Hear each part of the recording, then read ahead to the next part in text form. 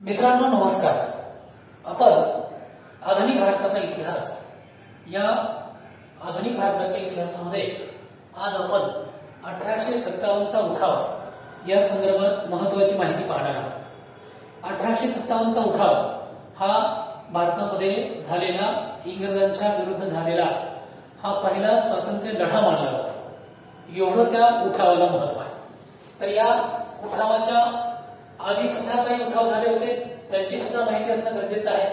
त्यामध्ये बघा, आधी संन्याशांचे बंड, संन्याशांनी एक बंड केलं होतं ते 1763 ते 1780 आणि याचा उल्लेख बंकिमचंद्र चटर्जी यांनी त्यांच्या आनंदमठ नावाच्या कादंबरीमध्ये केलेला आहे.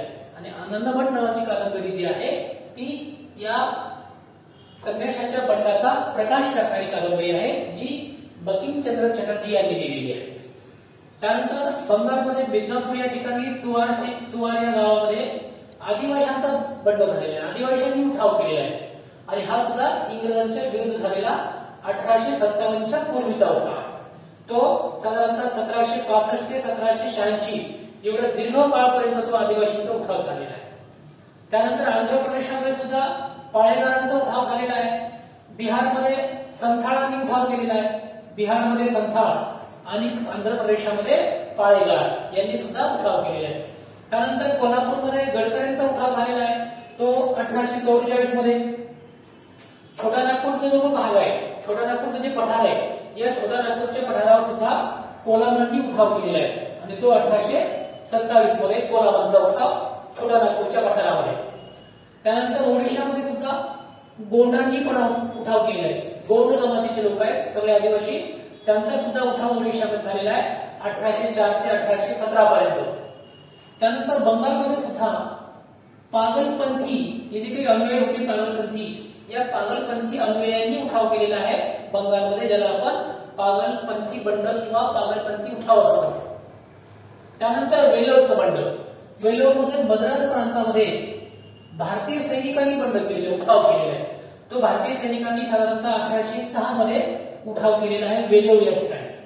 हा इंग्रजांच्या विरुद्ध सैनिकांनी केलेला पहिला उठाव मानला जातो, तो म्हणजे वेलोरचा उठाव किंवा वेलोरचे बंड, जे की मद्रास प्रांतामध्ये हिंदी शिपायांनी इंग्रजांच्या विरुद्ध केलं होतं. त्यानंतर अशाच प्रकारचा एक उठाव बराकपूरच्या छावणीत सुद्धा झाला होता. म्हणजे बराकपूर छावणीनंतर जे आपण पांडव मंगल पांड्यांच्या प्रकरणानंतर, तर हे बराकपूरच्या छावणीमध्ये आधी सुद्धा 1824 ला शिपायांनी अशा प्रकारचा उठाव केलाय, बंड केलेला आहे, ते सुद्धा महत्वाचं आहे. त्यानंतर पाईकांचा बंड. आता हे जे काही पाईक आहे हे ओडिशामध्ये 1817 मध्ये पाईकांनी बंड केलेला आहे. कारण हे राजाचे जे काही शिपाई होते, राजाचे जे काही सैनिक होते, त्यांना पाईक बनायचे. तर या पाईकांनी सुद्धा इंग्रजांच्या विरुद्ध अशा प्रकारचा उठाव केलेला आहे. आणि ज्या उठावाचं नेतृत्व बक्षी जगनबंधू आणि विद्याधर कुलकर्णी यांनी केलेला आहे. अशा प्रकारचा हा पाईकांचा उठाव. त्यानंतर 1857च्या उठावाची कारण कोणकोणती? अतिशय महत्वाची काही कारण आहेत. त्यामध्ये पहिलं कारण राजकीय कारण. राजकीय कारणाचा जर आपण विचार केला तर तैनाती फौज, लॉर्ड वेल्सी यांनी जी काही तैनाती फौज सुरू केली, या तैनाती फौजेमुळे काय झालं, तर या तैनाती फौजेमुळे त्या ठिकाणचं सैन्य जे होतं त्यामुळे राजाचं ते बेकार झालं आणि इंग्रजांचे सैनिक त्या राजाच्या पदरी सैनिक म्हणून रुजू झाले. आणि त्यामुळे काय झालं की हे जे काही सैनिक होते बेकार झालेले किंवा ज्यांच्या नोकऱ्या गेल्या, तर असे सैनिक लोक ज्यांच्यामध्ये 1857च्या उठावाच्या आधी त्यांच्या मनामध्ये असंतोष निर्माण झाला होता. त्यानंतर दत्तक वारस नामंजूर केला. लॉर्ड डलहौसीने काय केलं, दत्तक वारस नामंजूर केला. ज्यांच्या राजाकडे स्वतःचा पुत्र नसेल, मुलगा नसेल, मुलगी नसेल, त्यांनी जर दत्तक घेतला असं कोणाला, तर तो दत्तक नामंजूर करून या ठिकाणी या दत्तक वारस नामंजूर प्रकरणामध्ये अनेक लोकांचे राज्य गेले. आणि त्यामुळे सुद्धा या उठावाला एक असंतोषाची पार्श्वभूमी लावली, ती म्हणजे दत्तक वारस नामंजूर. त्यानंतर अनेक लोकांच्या तनखा बंद केल्या. म्हणजे जे राजे रजवाडे होते, त्यांचे काही राजघराण्यातले काही माणसं होती, राजे होते, त्यांच्या काही राण्या होत्या, त्यांची मुलं होती, नातेवाईक होते, यांचे तनखे बंद केले, यांच्या पगारी बंद केले इंग्रजांनी. आणि त्यामुळे सुद्धा राजे रजवाड्यातले अनेक लोक त्या ठिकाणी नाराज झाले.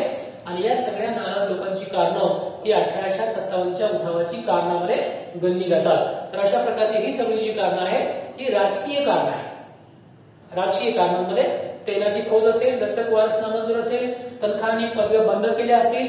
त्यानंतर धार्मिक कारणांमध्ये त्यांनी पाहिलं की इंग्रजांनी त्यांचा जो काही ख्रिश्चन धर्म आहे तो भारतामध्ये वाढवायला मदत केली. 1833च्या कायद्यानुसार ख्रिस्ती मिशनऱ्यांना भारतामध्ये धर्म प्रसाराची परवानगी देण्यात आली. त्यामुळे भारतामधले जे काही धर्मसुधारक आहेत किंवा भारतामधले जे लोक आहेत त्यांना असं वाटायला लागलं की इंग्रज आता आपल्या धर्मावर आक्रमण करतायत. एक तर इंग्रजांनी आपला देश आधी ताब्यात घेतलाय, नंतर आपला सगळा व्यापार उद्योग सगळं काही बुडवले आणि आता आपला धर्मही ताब्यामध्ये घेणार आहे. अशा प्रकारची भावना लोकांच्या मनामध्ये झाली. धर्म प्रसाराचा विषय या ठिकाणी धार्मिक कारणांमध्ये गणला जातो, ज्या धार्मिक कारणांमुळे 1857चा उठाव हे जे कारण एक मानलं जातं. त्यानंतर इंग्रजांनी हिंदू सैनिकांना गंध लावायला बंदी केली, टिळा लावायला बंद केली, मुस्लिम सैनिकांना दाढी वाढवायला बंदी केली आणि यामुळे सुद्धा काही सैनिक नाराज झाले. कारण या सैनिकांना तो आमच्या धर्मावर अतिक्रमण आहे असं त्यांना वाटायचं. त्यामुळे या ठिकाणी हे धार्मिक कारण या ठिकाणी महत्वाचं ठरलं. त्यानंतर 1842च्या ब्रह्मदेश युद्धामध्ये ब्रह्मदेशच्या आणि इंग्रजांचं जेव्हा युद्ध झालं तर या ब्रह्मदेशच्या युद्धामध्ये भारतीय सैनिकांना किंवा हिंदी शिपायांना कंपल्सरी किंवा सक्तीनं पाठवण्यात आलं लढाईसाठी. मग भारतातले जे सैनिक होते त्यांनी सांगितलं की आम्हाला काही परदेश गमन करण्याची परवानगी नाही, आमचे धर्मग्रंथ परदेश गमन नाकारतात, आम्हाला समुद्रावर जाण्याची परवानगी नाही. आणि त्यामुळे सुद्धा या ठिकाणी परदेश गमन आणि समुद्र पर्यटनासारख्या गोष्टी घडल्या या ब्रह्मदेशच्या युद्धामध्ये. आणि यामुळे सुद्धा मोठ्या प्रमाणावर सैनिकांच्या मनामध्ये असंतोष निर्माण झाला की इंग्रज आपल्या धर्मामध्ये ढवळाढवळ करायला लागले, इंग्रज आपल्याला आपल्या धर्मग्रंथाप्रमाणे वागू देत नाही. अशा प्रकारची धार्मिक भावना लोकांची दुखवली गेली. हे सुद्धा धार्मिक कारण 1857च्या उठावाला अतिशय महत्वाचं ठरलेलं आहे. त्यानंतर मित्रांनो या ठिकाणी तुम्ही जर पाहिलं असेल तर आर्थिक कारण सुद्धा आहे. आता आर्थिक कारणांमध्ये बघा हस्त व्यवसाय बंद पडलेले आहे. भारतामध्ये इंग्रजांचं आगमन झाल्यानंतर इंग्रजांनी भारतातले सगळे हस्तउद्योग बंद पाडले. भारतातला कापूस सगळा इंग्लंडला जाऊ लागला, इंग्लंडमधून त्या कापसापासून तयार कपडे भारतामध्ये येऊ लागले आणि मग भारतातले जे काही हस्त व्यवसाय होते हे सगळे बेकार झाले, त्यांचा व्यवसाय बंद पडला. म्हणजे हस्त व्यवसाय बंद पडला. रयतवारी, महालवारी, कायमधारा अशा अनेक इंग्रजांनी आपल्या महसूल उत्पन्नाच्या पद्धती सुरू केल्या आणि यामुळे सुद्धा लोकांच्या मनामध्ये इंग्रजांच्या विरुद्ध मोठ्या प्रमाणावर असंतोषाची ठिणगी पडली. त्यानंतर लष्करी कारणांमध्ये लष्करी कारणांमध्ये आपल्या भारतीय सैनिकांना ते वरचे जे काही पद असायचे ते वरचे पद नाकारायचे. त्यामुळे भारतीय सैनिक नाराज झाले आणि सैन्यांमध्ये शिस्तीचं पालन फार काटेकोरपणे करावं लागायचं. आणि या दोन कारणामुळे सुद्धा भारतातले जे काही सैनिक होते हिंदी शिपाई हे सुद्धा इंग्रजांच्या विरुद्ध नाराज होते आणि हे सुद्धा लष्करी कारण या 1857च्या उठावाच्या कारणामधलं एक महत्वाचं कारण मानलं जातं. त्यानंतर तत्कालीन कारण. आता तत्कालीन कारण आहे की इंग्रजांनी काय केलं, त्यांच्या लढाईसाठी, त्यांच्या नेतृत्वासाठी किंवा त्यांच्या लोकांवर राज्य करण्यासाठी त्यांनी लांब पल्ल्याच्या बंदुका आणल्या. लांब पल्ल्याच्या म्हणजे दूरवर मारा करणाऱ्या अशा प्रकारच्या एनफील्ड नावाच्या ह्या बंदुका होत्या. आणि या एनफील्ड बंदुका लांब पल्ल्याच्या होत्या. त्या बंदुकांमध्ये जे काडतुसं टाकली जायची त्या काडतुसावर गाय आणि डुकराची चरबी लावलेली आहे अशा प्रकारची अफवा सैनिकांमध्ये पसरली. खरं म्हणजे ती अफवा सैनिकांमध्ये पसरल्यामुळं सैनिकांच्या भावना दुखावल्या की एकतर हिंदूंना गाय पवित्र आहे आणि मुस्लिमांना डुकर हे निषेध आहे. मग डुकर आणि गायची जर चरबी त्या बंदुकांच्या काडतुसाला लावली असेल तर आपला धर्म बाटला, आपला धर्म बुडाला, आपला धर्मग्रंथ बुडाले. आणि मग अशा प्रकारे या बंदुकीच्या कारणामुळे काय झालं, सैनिकांच्या भावना दुखावल्या गेल्या की ही जी काही चरबी आपल्या दातात तोडावी लागते ना त्या चरबीला काय लावलेली, कशी चरबी येते तर ती चरबी गाय आणि डुकराची. म्हणजे इंग्रज आपला मांस खायला लावणार, गायीचं मांस, डुकराचं मांस. आणि त्यामुळं भारतातले जे काही सैनिक होते इंग्रजांच्या सैन्यामध्ये हे सगळे नाराज झाले आणि त्यामुळं काय झालं की हे तत्कालीन कारण घडलं. या ठिकाणी स्फोट झाला कारणांचा. अशा प्रकारची अनेक कारण होती. उठावाची पार्श्वभूमी आपण पाहिली. त्या उठावाच्या पार्श्वभूमीमध्ये अनेक ठिकाणी उठाव झालेले परंतु ठिणगी पडली नव्हती अजून आणि ती ठिणगी पडली एनफील्ड नावाच्या बंदुकीमुळे.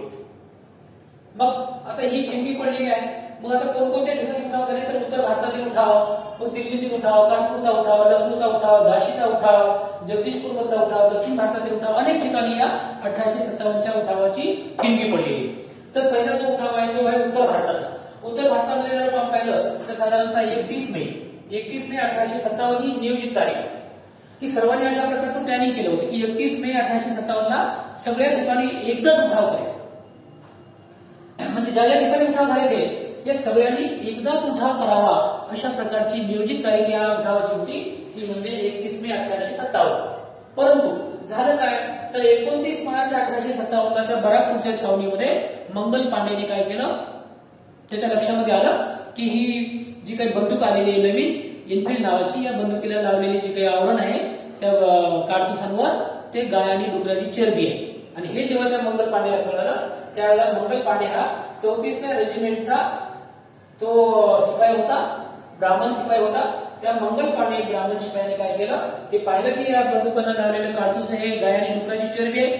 मग त्याला वाटलं की आपल्या धार्मिक भावना दुखावल्या गेल्या आणि आपला धर्म बुडणार, आपण जर ते तोंडाने अशा प्रकारे ते तोडलं तर, कारण गाय ही आपल्याला पवित्र आहे, गायीच्या पोटामध्ये 33 कोटी देव आहेत आणि ते जर आपण चरबी जर आपल्या पोटात गेली तर आपला धर्म बुडणार, आपण बाटणार. आणि मग मंगल पांडेने काय केला, त्याचा जो काही मेजर हुसेन होता त्या मेजर हुसेनवर काय त्यानं गोळीबार केला आणि मेजर हुसेनवर गोळीबार केल्यामुळं मंगल पांडेला पकडण्यात आलं. मंगल पांडेला पकडून साधारणतः 8 एप्रिल 1857 ला मंगल पांडेंना बराकपूरच्या छावणीमध्ये फासावर लटकवलं. अशा प्रकारे या 1857च्या उठावाची ठिणगी पडली. मंगल पांडेच्या रूपाने ती पेटली आणि मंगल पांडेच्या रूपाने ती ठिणगी पेटल्यामुळं मंगल पांडेंना पकडण्यात आलं, त्यांना फासावर लटकवण्यात आलं. त्यानंतर 10 मे 1857 ला मिरत, उत्तर प्रदेशामधील मिरत या ठिकाणी 10 मे 1857 ला संपूर्ण सैनिकांनी उठाव केला, मिरत या ठिकाणी. त्यानंतर दिल्ली मधला उठाव. आता खरं म्हणजे दिल्ली हे या उठावाचं मुख्य केंद्र आहे. 1857च्या उठावाचं मुख्य केंद्र कोणतं आहे तर ते दिल्ली आहे.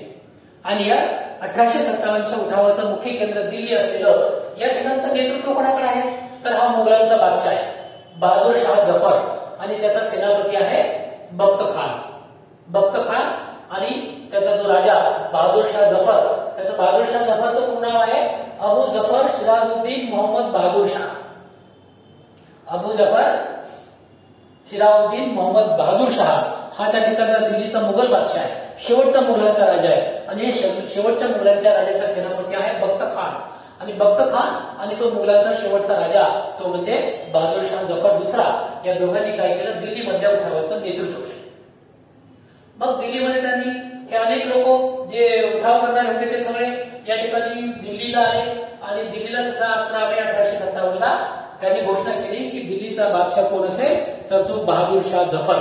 अशा प्रकारची दवंडी पिटवली त्या ठिकाणी, हिंदी आणि त्या उर्दू फारसी भाषेमध्ये अशा प्रकारची दवंडी पिटवली की आता 1857चा उठाव झालेला आहे आणि या उठावाचा तो काही राजा आहे, जो काही सम्राट आहे, जो काही बादशाह आहे तो बहादूर शाह जफर असेल. अशा प्रकारची ग्वाही त्या ठिकाणी करण्यात आली 11 मे 1857 ला. परंतु इंग्रजांनी नंतर मात्र मोठ्या प्रयत्नाने 15 सप्टेंबर 1857 पर्यंत इंग्रजांनी दिल्ली पुन्हा जिंकून घेतली. आणि दिल्ली जिंकून घेण्यामध्ये विल्यम हडसन हा जो काही मेजर जनरल आहे विल्यम हडसन, या विल्यम हडसनच्या नेतृत्वाखाली इंग्रजांनी दिल्ली पुन्हा ताब्यामध्ये घेतली. आणि दिल्ली पुन्हा ताब्यामध्ये घेऊन इंग्रजांनी काय केलं, जो बहादूर शाह जफर होता त्या बहादूर शाह जफरला ब्रह्मदेशातील रंगून या ठिकाणी पाठवलं आणि त्याच ठिकाणी बहादूर शाह जफर यांचा मृत्यू झाला, अंत झाला. अशा प्रकारे उठावाचं समर्थ नेतृत्व ज्या ठिकाणी मुख्य उठावाचं केंद्र होतं त्या ठिकाणचा बादशाह बहादूर शाह जफर पकडला गेला, त्यांच्या मुलांना इंग्रजांनी मारलं आणि त्या बादशाहला ब्रह्मदेशातल्या रंगून या ठिकाणी तुरुंगात पाठवण्यात आलं. त्यानंतर कानपूरचा उठाव. कानपूरच्या उठावामध्ये प्रामुख्याने जर तुम्ही पाहिलं तर महाराष्ट्रामध्ये जे काही नानासाहेब पेशवे, हे नानासाहेब पेशवे आणि त्यांचा सेनापती तात्या टोपे, हे तात्या टोपे आणि नानासाहेब पेशवे. नानासाहेब पेशव्यांचा सेनापती कोण आहे, तात्या टोपे. तात्या टोपेचं पूर्ण नाव आहे रामचंद्र पांडुरंग टोपे. तर हे रामचंद्र पांडुरंग टोपे उर्फ तात्या टोपे हे नानासाहेबांचे सेनापती आहेत. तर या कानपूर या ठिकाणी मोठ्या प्रमाणात उठाव झालेला आहे. कानपूरचं प्रमुख केंद्र उठावाचं होतं बिठूर, ज्याला ब्रह्मवर्त असे काही ठिकाणी म्हटलेलं आहे. तर बिठूरला हा मुख्य केंद्राचा भाग आहे या कानपूरच्या. कानपूरचा जो उठाव आहे तो 5 जून 1857 ला झाला आणि 5 जून 1857 नंतर साधारणतः 1 जुलै 1857 मध्ये त्या ठिकाणी पेशवा म्हणून कानपूरचा पेशवा म्हणून या ठिकाणी नानासाहेब पेशवे यांची दवंडी पिटवण्यात आली की आता पेशवे कोण आहे तर नानासाहेब पेशवे. अशा प्रकारे 1 जुलै 1857 ला पेशव्यांची ग्वाही फिरवण्यात आली की नानासाहेब पेशवे हेच आमचे पेशवे आहेत. त्यानंतर या ठिकाणी 18 एप्रिल 1859 ला बंड मोडण्यात आलं आणि हे बंड मोडण्यामध्ये जनरल कॅम्पबेल हा इंग्रज अधिकारी या ठिकाणी महत्वाचा होता. या जनरल कॅम्पबेलच्या नेतृत्वाखाली इंग्रजांनी मोठं त्या ठिकाणी पराक्रम दाखवला आणि 1857 मधला हा कानपूरचा जो उठाव होता नानासाहेब पेशवे आणि तात्या टोपेचा हा मोडून काढण्याचं काम कोणी केलंय तर ते जनरल कॅम्पबेल यांनी केले. जनरल कॅम्पबेल यांनी नानासाहेब पेशवे आणि तात्या टोपेचा पराभव केला. तात्या टोपेंना त्यांनी पकडलं आणि तात्या टोपे यांना 18 एप्रिल 1859 मध्ये फाशीची शिक्षा दिली. त्यांना फासावर लटकवलं आणि नानासाहेब पेशवे जे होते ते या ठिकाणी कानपूरमधून पळून गेले, पलायन केलं त्यांनी आणि ते पळून पुढे आश्रयाला गेले, नेपाळमध्ये गेले आणि नेपाळमध्येच नंतर त्या काळामध्ये नानासाहेब पेशवे राहिले. परंतु त्यांचा सेनापती मात्र पकडला गेला तात्या टोपे आणि तात्या टोपेंना इंग्रजांनी 18 एप्रिल 1859 मध्ये फासावर लटकविलं कानपूर या ठिकाणी. त्यानंतर लखनौचा उठाव. आता लखनौच्या उठावामध्ये तुम्ही पाहिलं तर लखनौचा उठाव झाला होता 30 मे 1857 अयोध्या किंवा अवध या ठिकाणी. अवधच्या उठावाचं नेतृत्व केलेलं आहे बेगम हजरत महल. बेगम हजरत महल यांनी काय केलं, त्यांचा जो मुलगा होता मुंबई कादिर नावाचा, त्या कादिर नावाच्या मुलाला गादीवर बसवलं आणि बेगम हजरत महल त्या ठिकाणी इंग्रजांच्या विरुद्ध लढाई करण्याला उठाव करण्याला सिद्ध झाले. तो म्हणजे लखनौचा उठाव. या अवधची राजधानी होती लखनौ आणि अवधच्या राज्याच्या राणी होत्या बेगम हजरत महल. मग राणीने उठाव केला. या राणीचा उठाव मोडून काढण्यामध्ये या दोन सेनानींनी फार महत्वपूर्ण भूमिका निभावलेली आहे. ते म्हणजे सेनानी ऑट्रम आणि हॅवलॉक. ऑट्रम आणि हॅवलॉक यांनी लखनौचा उठाव मोडून काढला आणि हा 22 मार्च 1857 यांनी हा उठाव मोडून काढला. अशा प्रकारे लखनौ या ठिकाणी झालेला बेगम हजरत महल यांचा उठाव सुद्धा इंग्रजांनी मोडून काढला. त्यानंतर झाशीचा उठाव. झाशीची राणी लक्ष्मीबाई गंगाधरराव नेवाळकर आणि त्यांचं जे पूर्वी कुळासमीचं नाव आहे त्यांचं माहेरकडे ते म्हणजे मनकर्णिका मोरोपंत तांबे. मनकर्णिका मोरोपंत तांबे हे राणी लक्ष्मीबाई यांचं वडिलांकडचं नाव आहे आणि इकडचं नाव त्यांचं होतं राणी लक्ष्मीबाई गंगाधरराव नेवाळकर. अशा प्रकारे राणी लक्ष्मीबाईंनी उठाव केला. राणी लक्ष्मीबाईंनी उठाव केल्याच्या नंतर राणी लक्ष्मीबाईच्या विरोधामध्ये सुद्धा अनेक इंग्रजांनी फौज पाठवली. यामध्ये जनरल ह्यू रोज यांनी काय केलं, ग्वाल्हेर या ठिकाणी राणी लक्ष्मीबाई सोबत लढाई झाली आणि या लढाईमध्ये 17 जून 1857 ला राणी लक्ष्मीबाई सुद्धा लढाईमध्ये धारातीर्थी पडल्या, युद्धामध्ये मारले गेले. त्यांच्यासोबत असणाऱ्या जे काही राणी झलकारीबाई होत्या त्या सुद्धा या ठिकाणी मारल्या गेल्या. तर राणी लक्ष्मीबाई या ठिकाणी कामी आल्या युद्धामध्ये आणि सर ह्यू रोज यांनी त्यांचं वर्णन केलेलं आहे बंडवाल्यांचे सर्वात समर्थ नेतृत्व. कोण तर राणी लक्ष्मीबाई. त्यानंतर विनायक दामोदर सावरकरांनी वर्णन केलेलं आहे 1857च्या उठावाची शेवटची अग्निकोळाची ज्वाला म्हणजे राणी लक्ष्मीबाई. अशा प्रकारचं वर्णन कोणी केलेलं आहे तर ते सावरकरांनी केलेलं आहे. आणि तो काही जनरल व्ह्यूज होता, रोज होता, तो काय म्हणतो तर बंडवाल्यांचं सर्वात समर्थ नेतृत्व म्हणजे राणी लक्ष्मीबाई. अशा प्रकारे हा झाशीचा उठाव सुद्धा इंग्रजांनी मोडून काढला.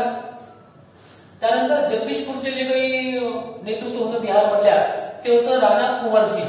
साधारणतः 80 वर्षाचे होते, परंतु 80 वर्षाचे असून सुद्धा त्यांनी इंग्रजांच्या विरुद्ध समशेर उपसली आणि या बंडामध्ये सहभागी झाले.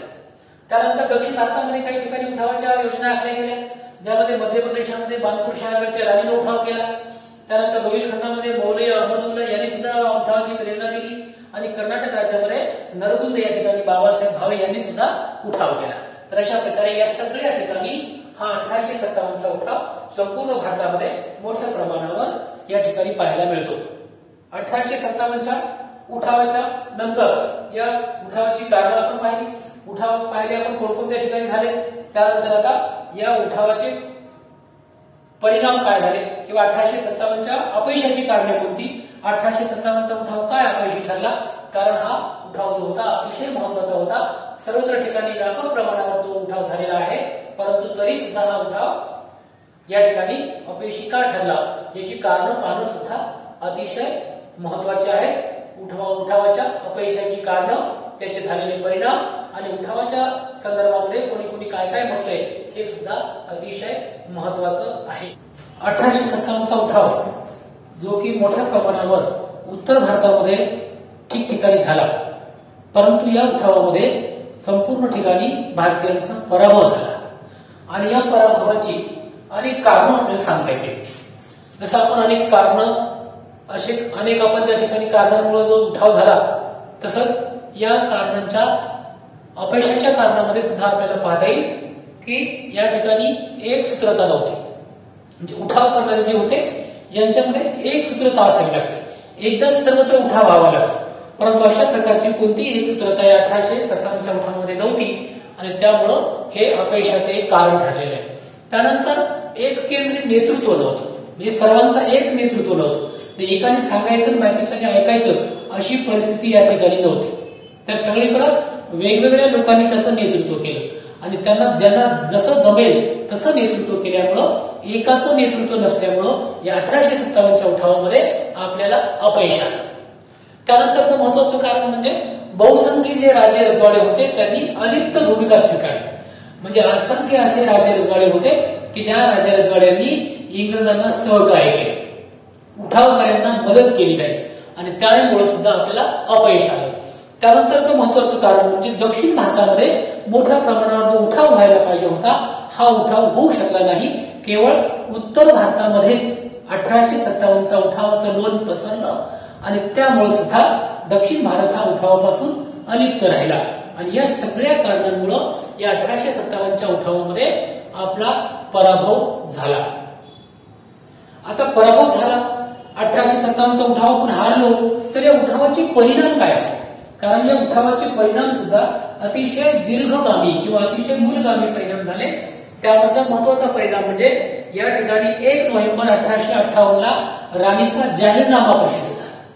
जी राणी व्हिक्टोरिया होती, इंग्लंडची राणी, महाराणी, त्या महाराणीने काय केलं, तिचा जाहीरनामा प्रसिद्ध केला 1 नोव्हेंबर 1858.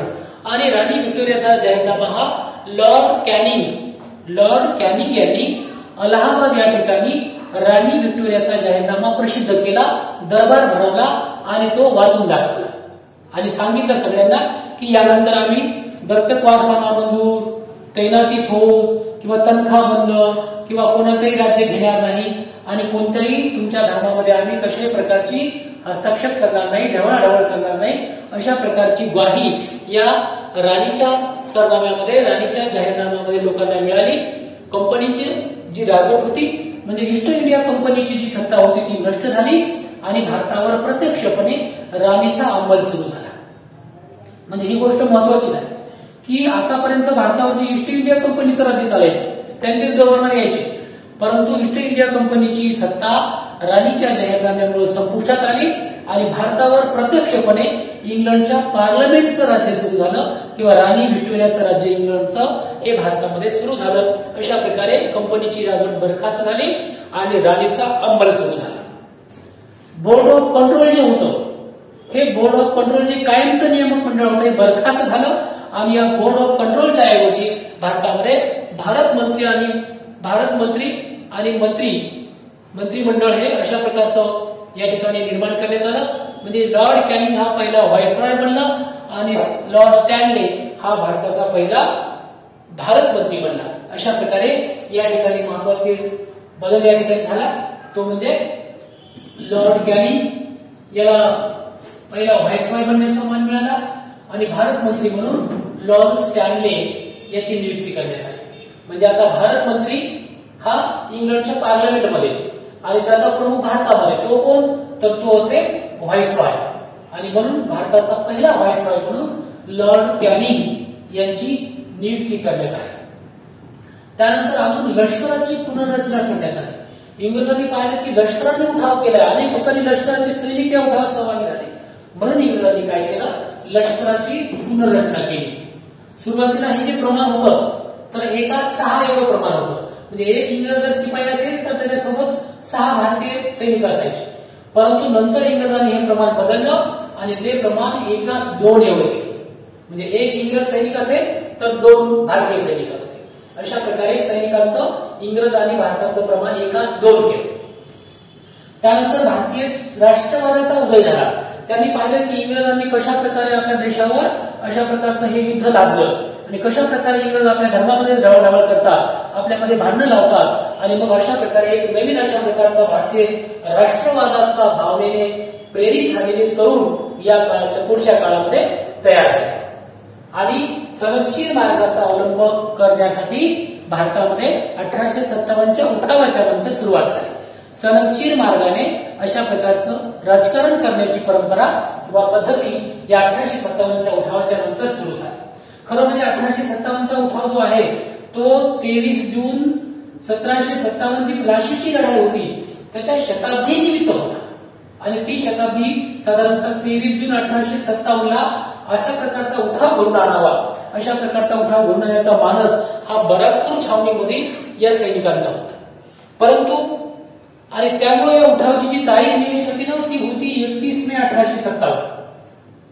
31 मे 1857ला सगळ्या देशामध्ये एकदाच उठाव करायचा आणि इंग्रजांची सत्ता उठवून टाकायची अशा प्रकारचं नियोजन त्या ठिकाणी होतं. परंतु मंगल पांडेने काय केलं, बराकपूर छावणीमध्ये आधीच गोळीबार केला आणि या सगळ्यांचं जे काही एकजूट होणार होते किंवा सगळे जे काही एकदाच इंग्रजांच्या साम्राज्यावर तुटून पडणार होते किंवा सगळ्या ठिकाणी जे उठाव होणार होते हे मात्र विस्कळीत झाले आणि या उठावाची ठिणगी आधी पडल्यामुळं नियोजित तारीख पुढे असल्यामुळं हा जो उठाव आहे तो यशस्वी होऊ शकला नाही.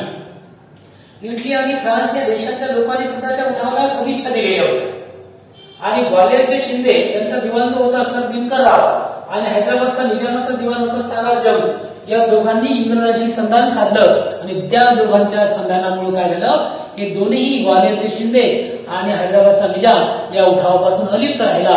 यांनी उठावामध्ये कोणत्याही प्रकारचं सहकार्य केलं नाही आणि त्यामुळं आपल्या या 1857च्या उठावामध्ये मोठ्या प्रमाणावर अपयशाला कारणीभूत ही सगळी परिस्थिती पाहायला मिळते. आता 1857च्या उठावाच्या संदर्भामध्ये दोन प्रकारचे विचारवंतांनी विचार मांडलेले आहेत. काही विचारवंत हे 1857चं जे काही उठाव आहे त्याला स्वातंत्र्य युद्ध मानतात आणि काही विचारवंत हे 1857च्या उठावाला केवळ शिपायाचं बंड मानतात. तर काही महत्वाचे जे आहे ते आपण पाहूया. त्यामध्ये स्वातंत्र्य युद्ध मानणारे विचारवंत कोणते आहेत तर त्यामध्ये विनायक सावरकर आहे. विनायक दामोदर सावरकर त्यांनी म्हटले की हिंदी लोकांनी आपल्या धार्मिक म्हणजे धर्मावर अशा प्रकारे इंग्रजांनी ढवळाढवळ करायला सुरुवात केली होती ना, तर आपल्या धार्मिक व राजकीय स्वातंत्र्यासाठी केलेलं क्रांती युद्ध म्हणजे 1857चा उठाव. अशा प्रकारचं वर्णन कोणी केले, विनायक दामोदर सावरकर यांनी केले 1857च्या स्वातंत्र्य समरमध्ये. त्यानंतर विचारवंत अशोक मेहता म्हणतात की 1857चा जो उठाव आहे हा 1857चा उठाव हे शिपायाच्या बंडाहून अधिक होते.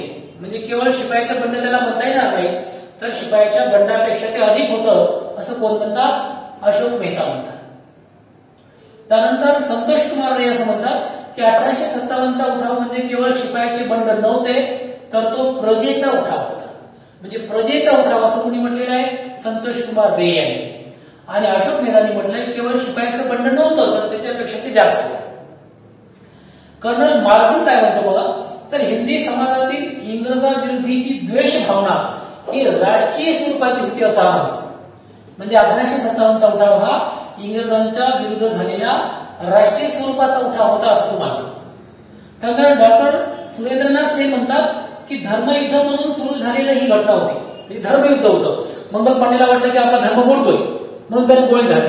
धर्मयुद्ध म्हणून सुरू झालेली ही जी घटना होती याचा शेवट मात्र स्वातंत्र्य युद्धात झाला असं मानणारे आहे डॉक्टर सुरेंद्रनाथ सेन.